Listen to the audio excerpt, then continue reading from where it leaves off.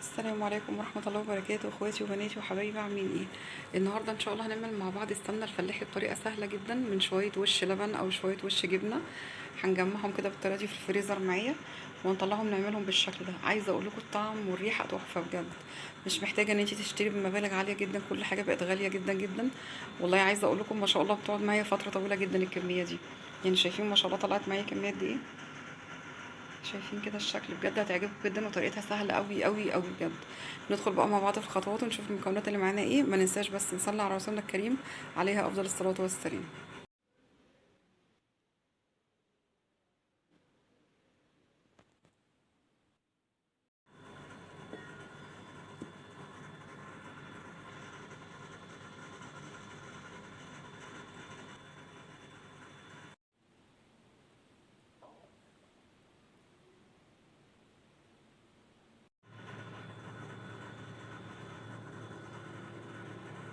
ونسمي الله ونصلي على رسولنا الكريم، عليها افضل الصلاه والسلام، ونشوف هنعمل ايه. انا عندي دي القشطه بتاعه اللبن او وش اللبن، او القشطه اللي احنا بنجمعها من الجبنه القريش في البيت. لو انت بتعملي جبنه قريش في البيت طبعا بتشيلي القشطه بتاعتها.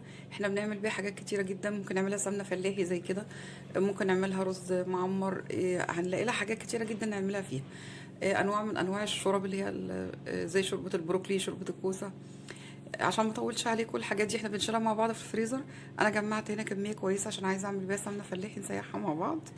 هنقلها بس في حاجه واسعه ونرجع نشوف هنعمل فيها ايه. انا عندي كده نقلت القشطه بتاعتي في حاجه واسعه، نضيف عليها شويه ملح كده طبعا حسب الكميه اللي انت عاملاها. الملح ده اللي بيطلع معايا المرتة. هنبتدي بقى نقلب بسم الله كده، بسم الله الرحمن الرحيم. شايفين بصوابعي كده افضل اقلب اقلب كده، شايفين كده بالطريقه دي. هفضل اقلب كده لغايه ما دي تتجمع معايا، تبقى كوره واحده، وتنزل الميه بتاعه الشرش بتاعي. هتنزل الميه لوحدها يعني، بس طول ما انت بتقلبي بصي هتلاقيها طريه، وبعد كده هتبتدي تجمد معاكي.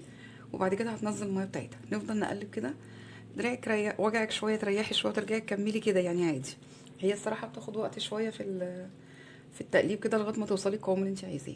بص عشان ما اطولش عليكم الفيديو هقلب شويه وارجع لكم تاني. شايفين كده القوام بدأ يتقل معايا ازاي؟ نبتدي واحده واحده كده لغايه ما يتكون معايا كتله. شايفين كده بدأت تتماسك معايا ازاي؟ انا بحاول اوريكم مرحله مرحله كده بالشكل ده. لو انت حابه تعملي المرحله الاولانيه دي بالمضرب عادي، بس انا حبيت اوريكي لو انت ما عندكيش مضرب ممكن تعملي ايه. معلش صوت العيال في الشارع بقى.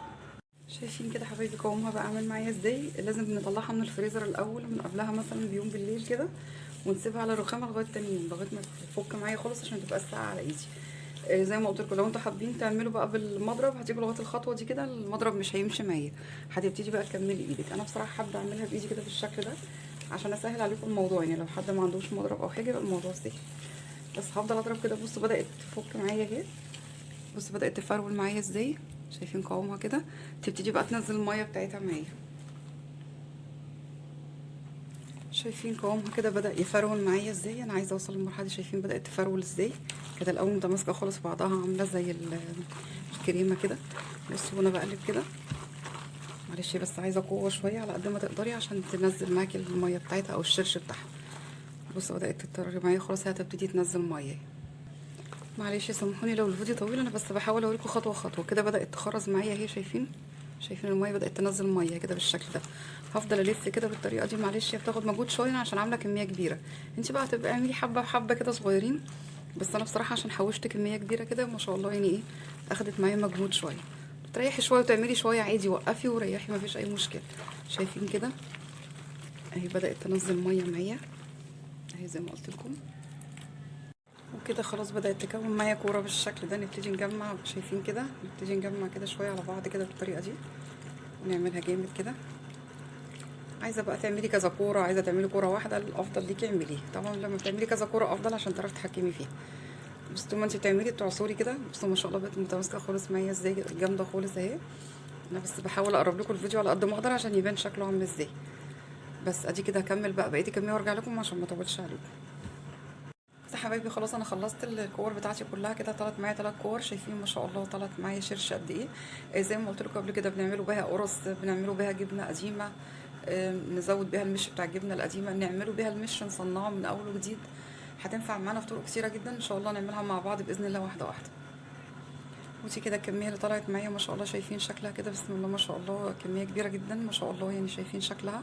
متماسكه خالص معايا. لو انت بقى حابه تستعمليها كزبده كده في التلاجة، تستعمليها تسحبي منها، تغطيها، تحطيها في اي حاجه تغطيها كويس جدا وتسحبي منها تعمليها الاكل. بصوا ما شاء الله متماسكه معايا خالص ازاي. بس هي كده طريقتها سهله جدا. لو انت بقى حابه تسيحيها تعمليها سمنه فلاحي برضه هنكمل مع بعض ونشوف المكونات المعنيه. ونسيت اقول لكم حبايبي كمان ممكن نعمل بيها الرقاق الطري اللي احنا عملناه مع بعض قبل كده. احنا عملناه مع بعض قبل كده القرص والرقاق والحاجات دي بطريقه سهله جدا، يا رب تكون بسيطه عليكم ان شاء الله. بس كده هاخد الكور بتاعتي دي اشيلها عندي في التلاجة حوالي ساعه كده او حاجه، او بيتيها من بالليل للصبح زي ما انت حابه. هاخدها بقى اسيحها ونشوف شكلها بعد ما تستيح عامله ازاي. وكده الزبده بتاعتي تماسكت معايا بالشكل ده. انا بيتها في التلاجة من بالليل للصبح، شايفين ما شاء الله بقت صلبه خالص ازاي.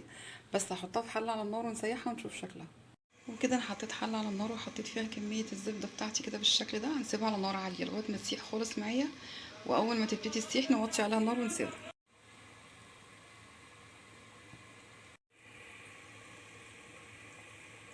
كده شايفين الزبده بتاعتي بدات تسيح خالص كده بالشكل ده. بس فاضل فيها حاجه بسيطه خالص، هنسيبها تسيح كويس ونرجع نشوف شكلها. انا عايزه اقول لكم بس انا نقلت السمنه بتاعتي في حله كبيره، لقيتها بتفور زي ما انتم شايفين كده، هتبوظ الدنيا. خفت بصراحه ابهدل البوتاجاز، نقلتها في حله كبيره كده بالشكل ده.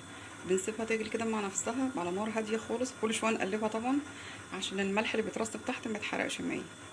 كده انا بحاول اوريكم خطوات التسويه خطوه بخطوه كده. شايفين كده شكلها بقت عامله زي الرغاوي كده، وبدا الملح بتاعي يغمق سنه من تحت.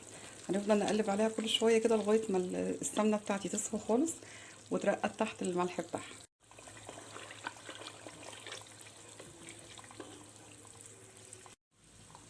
شايفين كده الملح بتاعي اللي تحت بدأ يحمر معايا ازاي وبدأت تصفى خالص اهي.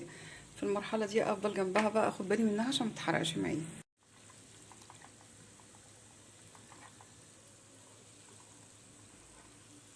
كده شايفين بدأ يحمر الملح خالص معايا كده بالشكل ده. انا عايزه يبقى لونه بني فاتح كده او لونه ذهبي فاتح، مش عايزاه غامق قوي عشان ما يمررش معايا. هنفضل بس في المرحله دي نقلب كويس جدا ناخد بالنا. شايفين السمنه كلها صافي طلعت معايا فوق وكميه الملح قليله تحت. طبعا احنا بنعملها في البيت بتبقى المرطه بتاعتها قليله شويه عشان احنا بنضيف ملح قليل. انا بصراحه بضيف ملح قليل شويه عشان بسيبها بضيف عليها للحلويات والاكل والكلام ده، ما بكترش الملح بتاعها.